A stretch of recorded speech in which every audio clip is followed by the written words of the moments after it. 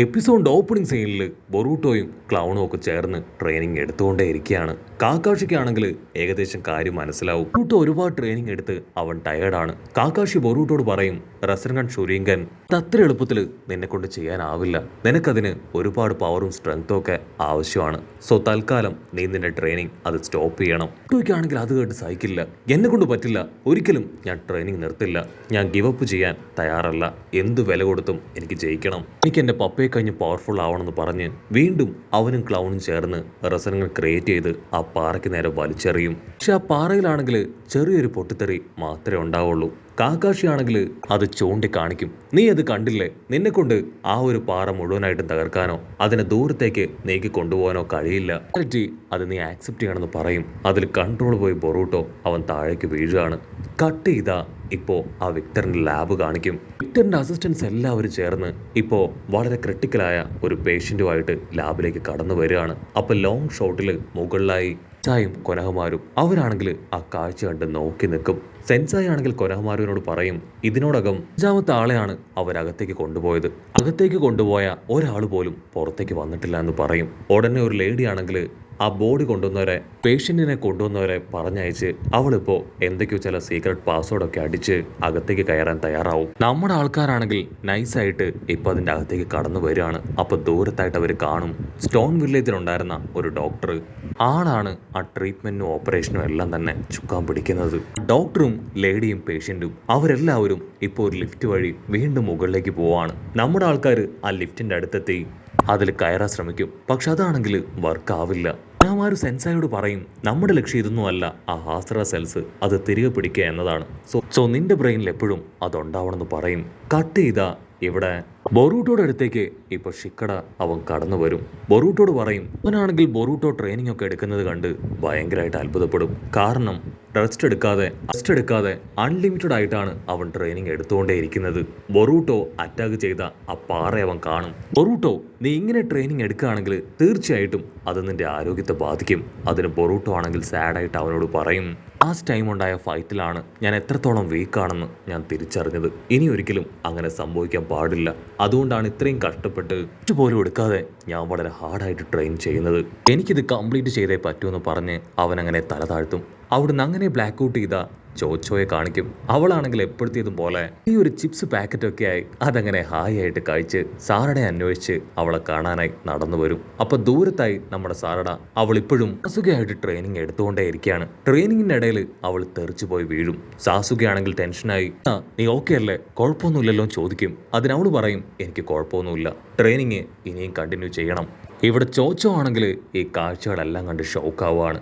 അവിടുന്ന് അങ്ങനെ scene cut ചെയ്ത് നറൂട്ടോ ആണെങ്കിൽ ഷിക്കടയ്ക്ക് ഒരു മിഷൻ കൊടുക്കുകയാണ്. സാൻഡ് വില്ലേജിലുള്ള ഷിനോബിയോയിട്ട് ചേർന്ന് ഒരു പപ്പടിനെ കണ്ടെത്തുക എന്നതാണ് അവന്റെ മിഷൻ. അതിന് ഷിക്കടയാണെങ്കിൽ ഓക്കെ പറഞ്ഞ് ഈനോ ചിക്കോട്ടിയും അവരുമായിട്ട് ഇപ്പോ സാൻഡ് വില്ലേജ് നോക്കി പോവുകയാണ്. ഷിക്കടയാണെങ്കിൽ അവന്റെ ഫ്രണ്ട്സിനോട് പറയും, ആക്ച്വലി ഇതൊരു ടോപ്പ് സീക്രട്ട് മിഷൻ തന്നെയാണ്, വെറും ഒരു പപ്പടാണ് നമ്മൾ അന്വേഷിച്ച് പോകുന്നതെന്ന് കരുതാൻ പാടില്ല, വില്ലേജുകാരെ കൊണ്ട് പോലും കണ്ടുപിടിക്കാൻ പറ്റാത്ത വലിയൊരു മിഷൻ തന്നെയാണിത് എന്ന് പറയും. അത് കേൾക്കുമ്പോൾ ബാക്കിയുള്ളവർക്കും ഭയങ്കര ആവേശം. ഉടനെ ചോച്ചോ ആണെങ്കിൽ സാറുടെയും ബൊറൂട്ടോയുടെയും ട്രെയിനിങ്ങിനെ കുറിച്ച് പറയും. അവർ നല്ല ഹാർഡായിട്ട് ട്രെയിനിങ് എടുക്കുകയാണ്. തീർച്ചയായിട്ടും അവർ രണ്ടുപേരും വളരെ സ്ട്രോങ് ആയി തീരും. ഇപ്പോൾ അവരെ പോലെ സ്ട്രോങ് ആവണം. സോ അതിനുവേണ്ടി ഈ ഒരു മിഷൻ അത് നമ്മളും നന്നായിട്ട് കംപ്ലീറ്റ് ചെയ്യും. അവരങ്ങനെ ക്യാഷ്വലായിട്ട് അല്പസമയം മുൻപോട്ടേക്ക് പോകും. കുറച്ച് കഴിയുമ്പോൾ ചോച്ചോ ആണെങ്കിൽ അവരുമായിട്ടൊരു സ്റ്റേഷനിൽ ഇറങ്ങും. അതിനുശേഷം റെസ്റ്റോറൻറ്റ് ലക്ഷ്യമാക്കി അങ്ങനെ നടക്കുകയാണ്.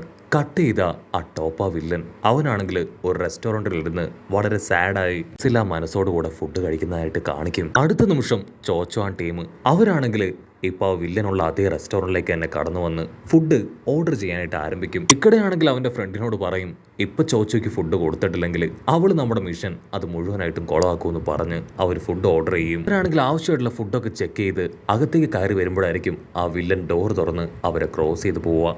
നോട്ടവും പാവമൊക്കെ കാണുമ്പോൾ തന്നെ ഇപ്പോൾ നമ്മുടെ ആൾക്കാർക്ക് എന്തൊക്കെയോ സംശയം തോന്നും. അവർ ആ റെസ്റ്റോറൻറ്റിൻ്റെ അകത്തേക്ക് വരും. ഡീപ്പ വില്ലൻ അവൻ അവിടെ ഉണ്ടായിരുന്നവരെ എല്ലാവരെയും കൊന്നിട്ടിരിക്കുകയാണ്. നമ്മുടെ ആൾക്കാരാണെങ്കിൽ ഷോക്കായി വരെ നോക്കും. അവർക്ക് മനസ്സിലാവും ഇപ്പം അവരെ പാസ് ചെയ്ത ആള് തന്നെയാണ് ഇതെല്ലാം ചെയ്തതെന്ന്. അവിടുന്ന് അങ്ങനെ സീൻ കട്ട് ചെയ്ത് സാൻഡ് വില്ലേജിലെ ഷിൻക്യാൻ ടീമിനെ കാണിക്കുകയാണ്. അവരാണെങ്കിൽ ഷിക്കഡായ്ക്കൻ ടീമിന് വേണ്ടി ഒരുപാട് സമയം വെയിറ്റ് ചെയ്ത് നിൽക്കുന്നു. സമയം കഴിയുമ്പോഴേക്കും ഷിക്കഡായ ടീം അവരും അവിടേക്ക് എത്തും. ഐ എം സോറി, ആക്ച്വലി ഞങ്ങൾ കുറച്ച് ലേറ്റ് ആയി പോയി. അൺഎക്സ്പെക്റ്റഡ് ആയിട്ട് ചില കാര്യങ്ങൾ നടന്നു, അതുകൊണ്ടാണ് ഞങ്ങൾ ലേറ്റ് ആയതെന്ന് ഷിക്കഡ പറയും. അവർ രണ്ട് ടീമും ഇപ്പോൾ ആര് നേതാവായി ആ ഒരു ടീമിനെ നയിക്കും എന്ന കാര്യത്തിൽ തർക്കിക്കാനായിട്ട് തുടങ്ങും. ജോ ആണെങ്കിൽ ഷിക്കഡയെ സപ്പോർട്ട് ചെയ്യും, അതേസമയം ഷിങ്കയുടെ ടീമാണെങ്കിൽ ഷിങ്കയെയും. ഷിക്കടയാണെങ്കിൽ ഷിങ്കിയോട് പറയും, നീ നേതാവുന്നതിൽ എനിക്ക് യാതൊരു കുഴപ്പമില്ല. അത് ഷിങ്കി പറയും, അയ്യോ വേണ്ട വേണ്ട, നമ്മളെല്ലാവരും കമ്പയർ ചെയ്യുമ്പോൾ നീയാണ് ദ റൈറ്റ് പേഴ്സൺ, സോ നീയാണ് നമ്മുടെ നേതാവ് എന്ന് പറഞ്ഞ് അവരാണെങ്കിൽ ആദ്യമായിട്ട് കിഡ്സുമായി ഫൈറ്റ് ചെയ്ത ആ ഒരു സ്ഥലം അത് ലക്ഷ്യമാക്കി അങ്ങനെ കടന്നു പോവാണ്.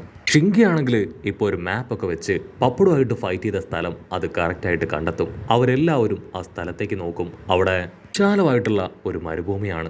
എല്ലാവർക്കും ഭയങ്കര ടെൻഷൻ. കാരണം ഇത്രയും വലിയ സ്ഥലത്ത് അവരെങ്ങനെ അന്വേഷിച്ച് ആ പപ്പടിനെ കണ്ടെത്തും എന്നാണ് ഇപ്പോഴത്തെ അവരുടെ ഏറ്റവും വലിയ വിഷമം. ഉടനെ അറായി ആണെങ്കിൽ കാര്യമായിട്ട് പറയും, പേടിക്കേണ്ട ആവശ്യമില്ല, എൻ്റെ പപ്പഡ് ജിപ്സു അതുപയോഗിച്ച് അതിനെ കണ്ടെത്താമെന്ന് പറഞ്ഞ് അവനിപ്പോൾ ഒരു പപ്പടിനെ ക്രിയേറ്റ് ചെയ്യും. അത് ആ ഒരു സാൻഡ് മുഴുവൻ ഉഴുതു മറിച്ച് ഇപ്പോൾ അവർ അന്വേഷിച്ചു വന്ന പപ്പടിനെ അതിനെ മുകളിലേക്ക് ലിഫ്റ്റ് ചെയ്യാൻ ശ്രമിക്കുകയാണ്. അറായിക്കാണെങ്കിൽ ഭയങ്കര സന്തോഷം, എൻ്റെ പപ്പട് അതിനെ കണ്ടെത്തി എന്ന് പറഞ്ഞ് അവൻ അതിനെ വലിക്കും. അവരെല്ലാവരും മിഷൻ അക്കംപ്ലിഷ്ഡ് ആയിട്ടുള്ള ഹാപ്പിയിൽ നിൽക്കുമ്പോഴായിരിക്കും വലിയൊരു വെല്ലുവിളിയായി ആ ഡീപ്പ വില്ലൻ അവരുടെ മുൻപിലേക്ക് വരിക.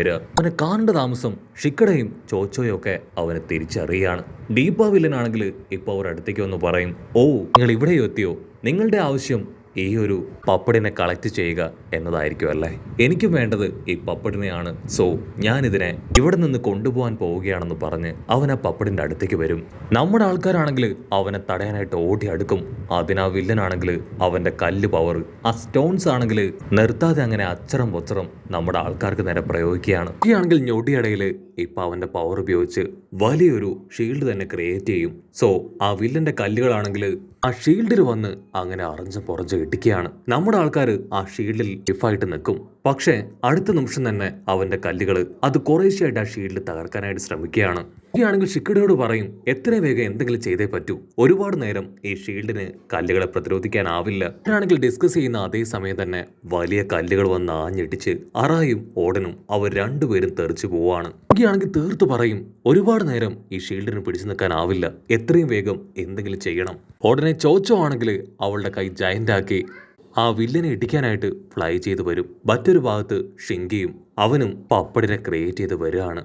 ആ വില്ലനാണെങ്കിൽ ആ പപ്പടിനെ തവിട് പൊടിയാക്കും. അതിനുശേഷം അവനാണെങ്കിൽ ഇപ്പൊ ചോച്ചോയെ തട്ടി മാറ്റി പപ്പടിന്റെ അടുത്തേക്ക് വരും. ഞൊടിയടയിൽ ഷിക്കടയാണെങ്കിൽ അവന്റെ ഷാഡോ ജിപ്സ് ഉപയോഗിച്ച് അവനെ ലോക്ക് ചെയ്യാൻ ശ്രമിക്കും. പക്ഷെ അതിൽ നിന്ന് തെന്നി മാറി ഷിങ്കിയുടെ ആ ഒരു ബാരിയർ അത് മുഴുവനായിട്ടും തകർത്ത് പപ്പടിനെയും തൂക്കിയെടുത്ത് അവനങ്ങനെ ഹായി ആയിട്ട് നടന്നു പോകും. ഷിങ്കി ആണെങ്കിൽ മറ്റൊന്നും നോക്കില്ല, വീണ്ടും അവന്റെ സാൻഡ് ഉപയോഗിച്ച് ഒരു വലിയ വെപ്പൻ തന്നെ ക്രിയേറ്റ് ചെയ്യും. അത് ഒരു വില്ലന് നേരെ നല്ല ഫോഴ്സിലായിരിക്കും. ആ ഒരു വെപ്പൻ അതിപ്പോ ആ പപ്പടിനെ തകർത്ത് അവന്റെ ബോഡിയിലേക്ക് കുത്തി കയറുകയാണ്. അല്പസമയം കഴിയേണ്ട താമസം അവനാണെങ്കിൽ കാറ്റോട് കാറ്റ് അങ്ങനെ ഇൻവിസിബിളായി അവിടെ ഇല്ലാതാവും. ഷിക്കടയ്ക്കാണെങ്കിൽ ഭയങ്കര അത്ഭുതം, അവൻ എല്ലാവരെയും കൊല്ലുന്നവനാണ്. അവൻ അവരെ മാത്രം കൊല്ലാതെ അവിടുന്ന് കടന്നുപോയി. അവൻ ഈ കാര്യം തിരികെ എത്തി ഇപ്പോ നറൂട്ടോയെ അറിയിക്കുകയാണ്. നറൂട്ടോ ആണെങ്കിൽ വലിയ ഷോക്കോടുകൂടെ ആ സ്റ്റോറി എല്ലാം തന്നെ കേൾക്കും. അങ്ങനെ സീൻ കട്ട് ചെയ്ത് ഇപ്പൊ ബൊറൂട്ടോയെ കാണിക്കും. അവനാണെങ്കിൽ ഇപ്പോഴും നിർത്താതെ അവന്റെ റെസലൻ പവർ ട്രെയിനിങ് അതെടുത്തുകൊണ്ടേയിരിക്കുകയാണ്. അങ്ങനെ അവിടെ വെച്ച് ഈ ഒരു എപ്പിസോഡും അവസാനിക്കുന്നു.